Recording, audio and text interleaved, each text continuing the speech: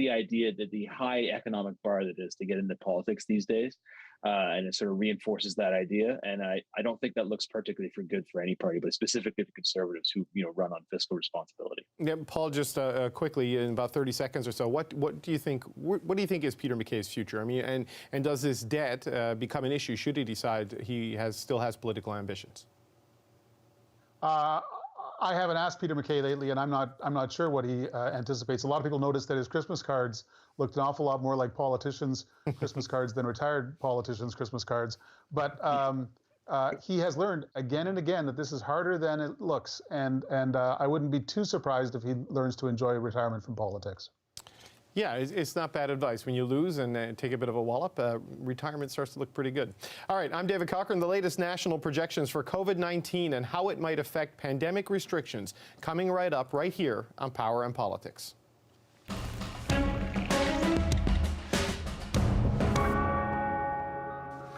Hi there, you're watching Power and Politics. I'm David Cochran. Canada hasn't seen the worst of this fifth COVID wave, according to new national projections, but the peak is near.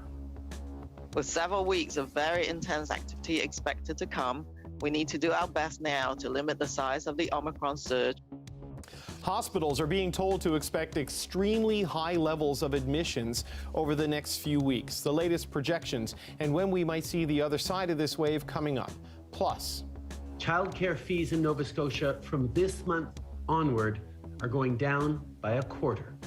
Cheaper childcare sooner than expected in Nova Scotia. Ontario remains the only province without a deal with the feds. Will this pressure Doug Ford to secure one fast? And could cannabis cure COVID? Now, getting high won't protect you, but CBD, a natural compound in the plant, could help prevent infection, according to new research. More on that ahead. First, federal public health officials are warning of increased pressure on Canada's hospitals.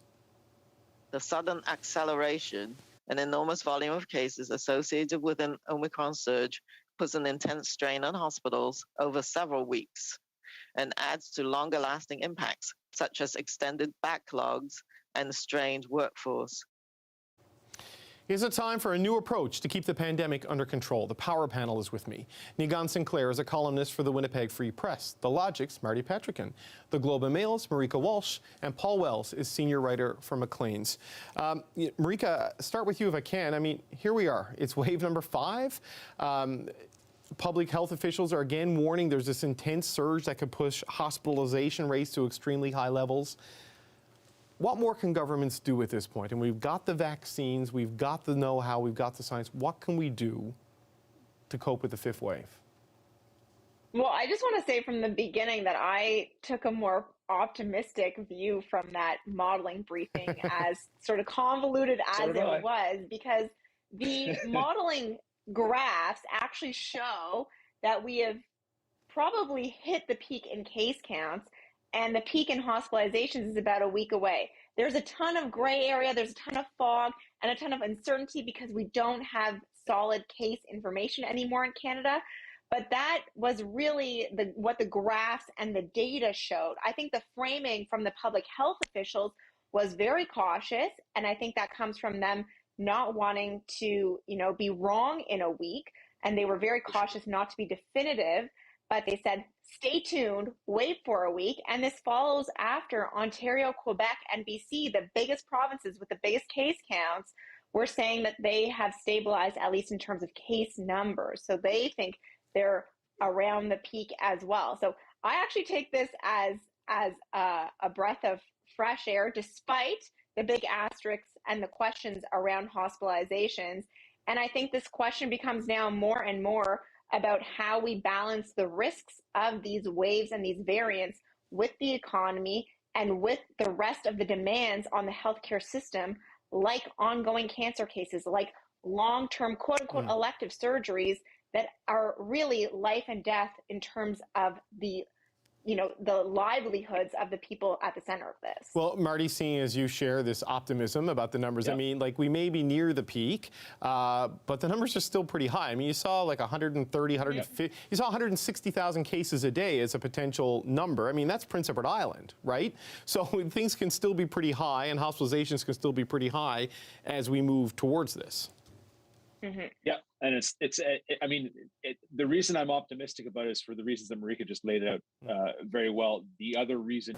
So I said, why can't we do that with the city? Put the onus on us to prove to you that our revenues are down and you can adjust our business license fees accordingly.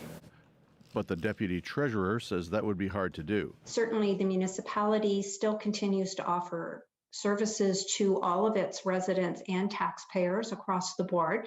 And while each taxpayer may be entitled to different services depending upon their preferences, it becomes very difficult to then determine each one on a case-by-case basis. If City Council approves the measures, they will cost the city about $161,000. That has already been factored into the $25 million of COVID costs it is asking the province to fund. So far, the city continues to lobby for the money, but it has not heard back.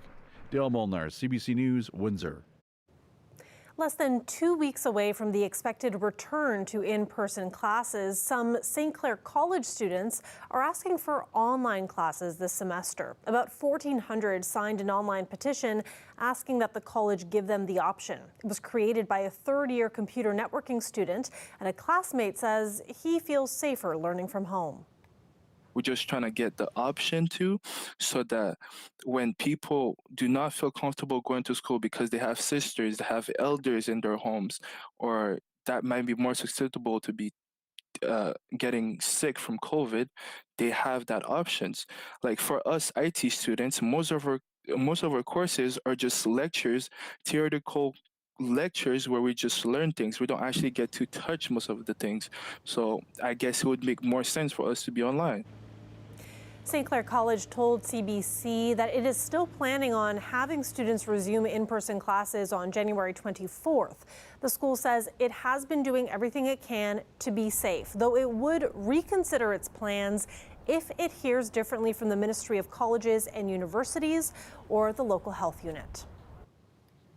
We now know international truck drivers will be subjected to a federal vaccine mandate, but that does not mean that it's the end of the confusion and logistical headaches for the trucking industry.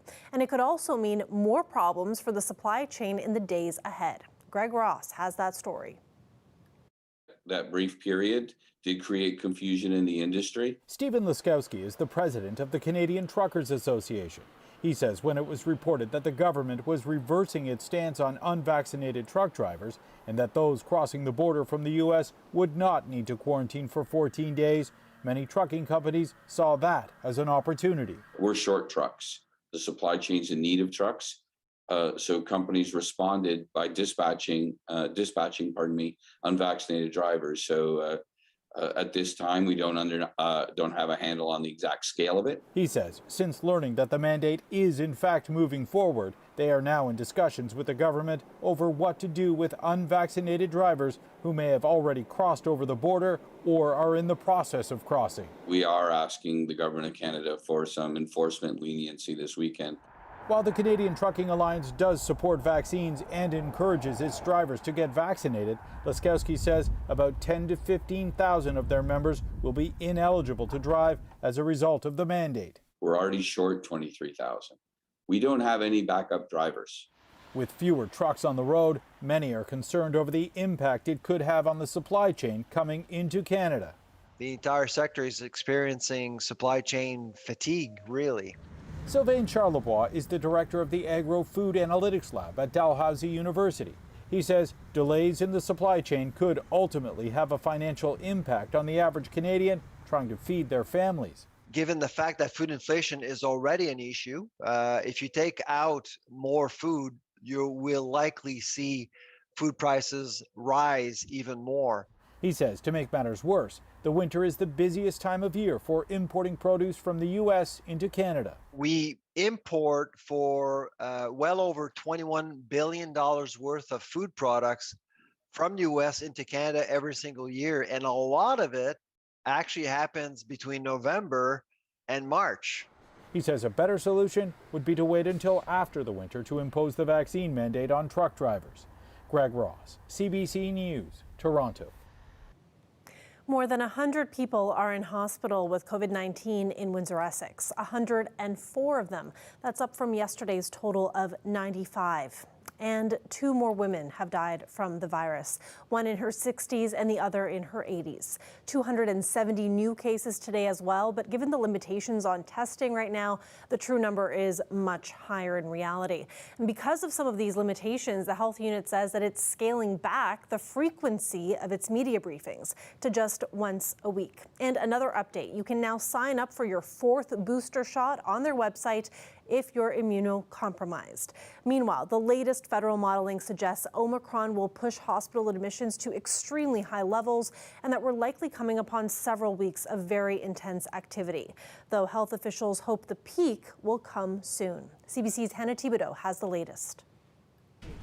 When it comes to the number of COVID-19 cases across the country, it was a bad news, good news scenario from federal public health officials. First, the bad news. In just a few short weeks, Omicron has spread faster and further than any previous variant. Look at this graph. The red line is COVID activity. The sharp peak at the end is where the Omicron variant takes hold. It's significantly eclipsing all previous waves of the pandemic. While Omicron is less severe than past variants, the sheer number of new infections means more people will potentially have a severe outcome, including hospitalization and death. Since December, the number of people with COVID-19 in hospitals has more than quadrupled. I guess the bottom line is this variant is having a very significant impact on the hospitalizations. But the other thing that's very different is that, of course, staff are getting sick at the same time. So that's putting a lot of pressure on the hospital systems. So here is the good news. There are early indications that the rate of new infections may be stabilizing in Ontario and Quebec. Experts tell us that we have a new case, that the new cases has peaked. The wave of hospitalization is expected to peak in the next coming days. Other provinces have hit the peak. So we think that we hit the peak of community transmission in British Columbia probably this past weekend. That's important. Important, but health officials do caution while the number of cases may start to go down, hospitalization numbers do lag behind. Being at the peak of a mountain still means you're very high up. So it's still going to be a while before case counts really start to fall, and it will be longer still until the hospitals really starts to empty out. To prevent further strain on hospitals, health officials are calling on those who are not fully vaccinated to get a dose or get a booster, because more than 6.5 million Canadians are still not fully vaccinated. Hannah Thibodeau, CBC News, Ottawa. Long-term care settings in Ontario have been the hardest hit during the pandemic. And today, the province's long-term care minister, Rod Phillips, announced he is leaving his post next month. He is one of Premier Doug Ford's most senior members of cabinet. But Phillips had come under fire in late 2020 for leaving the country to go on holidays. And at the time, public health advice had been to avoid international travel. He faced massive backlash, resulting in his resignation from cabinet, but he was later brought back on by Premier Doug Ford. In a statement, Phillips says his previous career was spent in business and that he wants to return to the private sector. The population in the Windsor area has dropped by 3,000 people in 2021. That's according to a new report from Statistics Canada. It says this is the first time since 2009 that the local population has seen such a large drop. A local expert says a majority of those who left were likely non-permanent residents. So we think this has to do with international students not being able to complete studies like they traditionally have been in this area. We know the University of Windsor and St. Clair College offer a lot of international student opportunities here. And over the pandemic, it has been challenging. So we think the majority of it is that. The data from Statistics Canada shows that out of 3,000, about 1,700 of those leaving Windsor are choosing to relocate within Ontario, so that's more than half. Meanwhile, about 400 have left Windsor to relocate outside the province, and nearly 700 found a new home outside of Canada. Recycling pickups might be disrupted in the coming days and weeks. The authority that manages waste in Windsor-Essex says it's bracing for the impact of Omicron, and folks should be prepared. new variant, the Omicron variant, is of course highly transmissible, and we are finding that we are experiencing staff shortages on occasion. So to be proactive about it, we are letting the public know that they can download the Recycle Coach app. They can check the front page of our website. There are various ways that they can find out what's going on. Should there be staff shortages? Should there be delays? Right now, we haven't experienced any delays in the past few days, but it is possible that that could happen. And on a side note, if you've got a rapid test kit that you're done with, officials say the cardboard box can go into the red recycling bin, but the test itself should be double bagged and put in the garbage. A live look outside there, looking into the weekend. Tomorrow will be mainly cloudy, but it is looking like a sunny Sunday. Colette Kennedy will be here with your weather right after the break.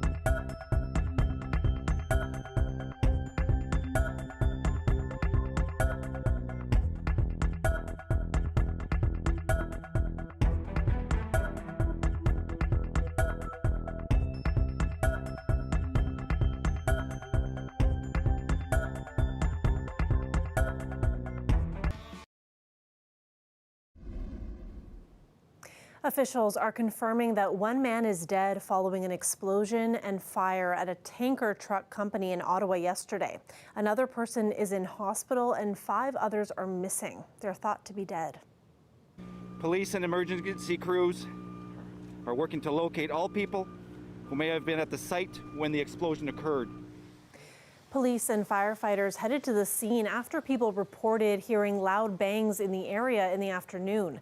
The company at the site of the explosion manufactures tanker trucks that carry water, fuels, and other liquids. Several agencies have launched an investigation, but that could prove challenging because the location is heavily damaged.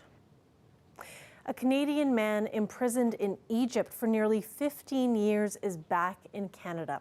Mohamed El Attar was jailed in Cairo in 2007 on a spying charge. I can't believe I'm home. I can't believe I can see this again. El Attar, who is also known as Joseph, arrived at Toronto's Pearson Airport this morning. He was arrested in Cairo in January of 2007 during what he says was a vacation to see family. And he was charged with spying for Israel while in Canada and was swiftly sentenced. The case centered on a confession that El Attar maintains was obtained by torture. His claims are supported by human rights groups. We've got Colette Kennedy back in studio joining us. Now, Colette, off the bat, I have to ask you this question because I've been getting tweets, you've been getting tweets, DMs about your animal sweaters that you were gracing us with all week. So tell us where this collection comes from. You know, Katerina, I'm so happy to be back in the studio, but that's the only thing. I was in my kitchen. I could be a little more casual and bring out my, you know, I could have gone all pandemic pretty much with a different animal sweater. So I love that, though. It's reflective of your personality. You got to show that a little bit. That was fun. It has been fun, and what's also been fun is hear from folks and from our viewers to see that there are other people with so many similar likes to mine, and those who did ask. So I've gotten back to many people, but the first two, the doggy sweater and the bunny sweater, were, I believe, from Sporting Life, and then the one yesterday with two bunnies was from Nordstrom, and it's a Betsy Johnson. So, and honestly, I think it was leisure wear. I mentioned to somebody it was probably supposed to be pajamas, but it doesn't matter. It had animals on it, right? All right, I do want to get into what's happening because this is important too in terms of our weather, because we're not in the extreme cold warning. You could see that. That's a little bit further north and east, but we are talking about dangerously cold temperatures still tonight into tomorrow morning, especially with the wind chills. You need to look after your loved ones and your pets and each other to make sure you kind of limit your time outdoors. And -8 right now, our current wind chill, -17, and continuing to fall from there. But kind of the core of the coldest air will be tomorrow morning. Then there'll be some improvement after that. A little pesky, of course, with some of that cloud cover that we've been experiencing, but we'll see continuing erosion of that. And although they've got a nasty storm pushing into Atlantic Canada and deepening, we have to take our attention to this one here that's west, dipping south all the way down close to Florida, picking up moisture from the Gulf and the Atlantic, and then coming back and meeting this very cold air. It looks like significant accumulations, but east of Windsor, but still some flurry activity, certainly Sunday, overnight into Monday, likely going to just be a trace that we'll be seeing. But you travel from London onward and you will not have good conditions. So know that if you're going somewhere for the weekend, try and be back. I would suggest for Sunday evening and Monday, not a good travel day. Tonight, -20 to -25. And for tomorrow, even in the afternoon as those temperatures warm up, nice to have the sunshine. They just don't warm up much. And so -15 for that wind chill into the afternoon right around there. Flurries, though, for us into Monday and Wednesday, again, getting some of that white stuff coming in a little bit. Thanks for this, Colette. And most importantly, thank you for solving the mystery of the amazing animal sweaters the people wanted to know. There you go, Katerina. Thanks, Colette. Now, when we come back, many of us have plants that we keep inside to brighten up our spaces, but we're going to tell you about how some can help you breathe better and some not so much. Stay with us.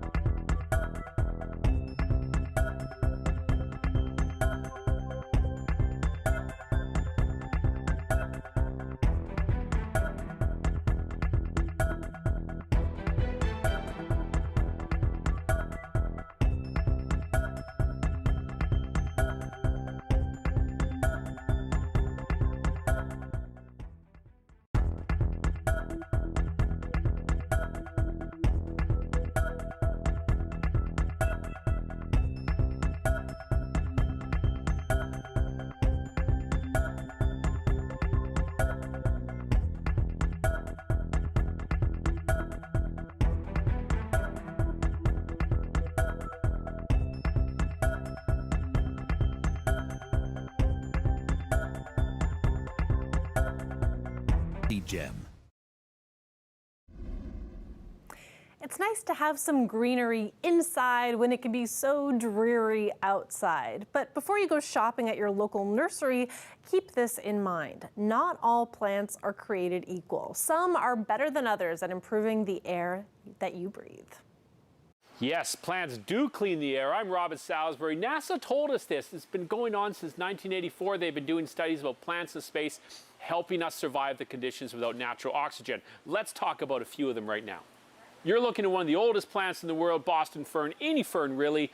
They suck formaldehyde right out of the air. They store it in their roots. Formaldehyde is the nasty stuff that comes out of your couch, your carpet, really a lot of things around the house.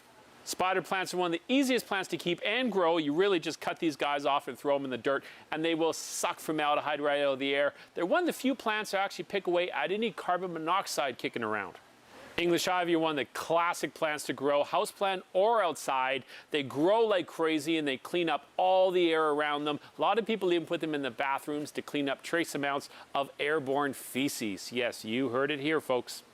Last but not least, Sansevieria or snake plant or even mother-in-law's tongue. This guy is a pro at taking benzene out of the air. Benzene is released by electronics, your printer, your computer, so it's a great one for the office. When it comes to how many air cleaning plants, NASA thinks 2 per 100 square feet. That's a 10 by 10, 2 per room. Even one will make a difference. It'll just clean up the air that we breathe. I'm inspired to go buy some more houseplants now. A 7-year-old German boy who can't attend school because of illness is still a big presence in the classroom. He interacts with his teacher and classmates through an avatar robot. Ich will nicht, dass die Schule explodiert. The youngster uses the robot to send a blinking signal when he has something to say. The mini machine has turned out to be a big hit. Classmates use it to communicate with their classmate Joshi and even share a few laughs. Joshi can't attend classes in person because he wears a tube in his neck due to a severe lung disease. The school district put 4 avatars into classrooms in response to COVID-19, but officials say this could last beyond the end of the pandemic. It's amazing what technology can do, eh? That is it for CBC Windsor News. For news anytime, go to cbc.ca/Windsor. Now, before we leave you, I was out for a river walk after the show yesterday and spotted 2 ships passing each other in the night. So I thought I would share that with you. Have a great night.